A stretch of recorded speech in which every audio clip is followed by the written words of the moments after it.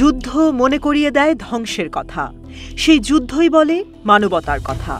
দ্বিতীয় বিশ্বযুদ্ধ যখন 60 লাখ শিন্ডলার্স লিস্ট। দ্বিতীয় বিশ্বযুদ্ধের সেই ঘটনার প্রেক্ষাপটে থমাস কেনালের লেখেন এক উপন্যাস শিন্ডলার্স আর্ক। সেখান থেকেই লেখা হয় এই সিনেমার চিত্রনাট্য। সিনেমাটির গল্প শুরু হয় জার্মানির পোল্যান্ড দখলের পর থেকে। ঘটনাটি পোল্যান্ডের দ্বিতীয় বৃহত্তর শহর ক্রাকাউয়ের। অস্কার শিন্ডলার এক জার্মান ব্যবসায়ী। তিনি নাৎসি বাহিনীতে যোগ দিয়ে পোল্যান্ডে আসেন যুদ্ধের সুবিধা কাজে লাগিয়ে ব্যবসা করার জন্য। সেনাবাহিনীর জন্য কুকারিস তৈরির কারখানা স্থাপন করে। আলটন ফ্রিজ কিনে অনেকের মতো আপনিও হয়ে যেতে পারেন মিলেনিয়াল। সেরা পণ্যের সেরা অফার। কারখানায় কাজের জন্য শুধুমাত্র স্থানীয় ইহুদিদেরকেই নেওয়া হয়, কারণ সে সময় খুব কম টাকায় কাজ করছিল তারা।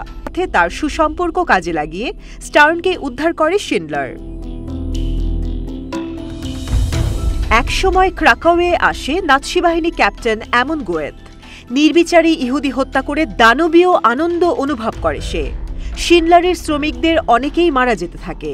উপায় না পেয়ে শিন্ডলার গোয়েথের সাথে বন্ধুত্ব করে এবং নানা উপায়ে কনসেন্ট্রেশন ক্যাম্প থেকে ইহুদি শ্রমিকদের এনে তার কারখানায় নিয়োগ দেয়।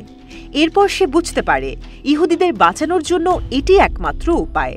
পর্যাপ্ত টাকা না থাকায় নানানভাবে ক্যাম্প কর্তৃপক্ষকে ঘুষ দিয়ে ইহুদিদের বাঁচানোর চেষ্টা চালিয়ে যায় সে।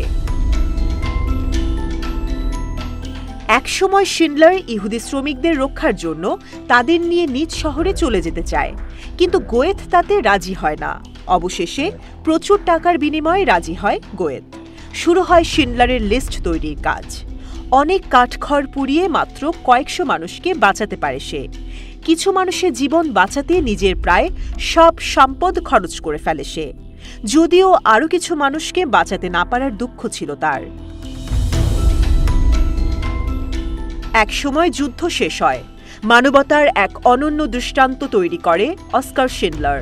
বেঁচে যাওয়া ইহুদিদের পরবর্তী প্রজন্ম আজও শ্রদ্ধা ভরে স্মরণ করে তাকে। সেই সময় জীবনের ঝুঁকি নিয়ে ইহুদিদের জীবন বাঁচিয়েছে যারা, তাদের রাইচাস অ্যামং দ্য নেশন সম্মাননায় ভূষিত করে ইহুদি রাষ্ট্র ইসরায়েল।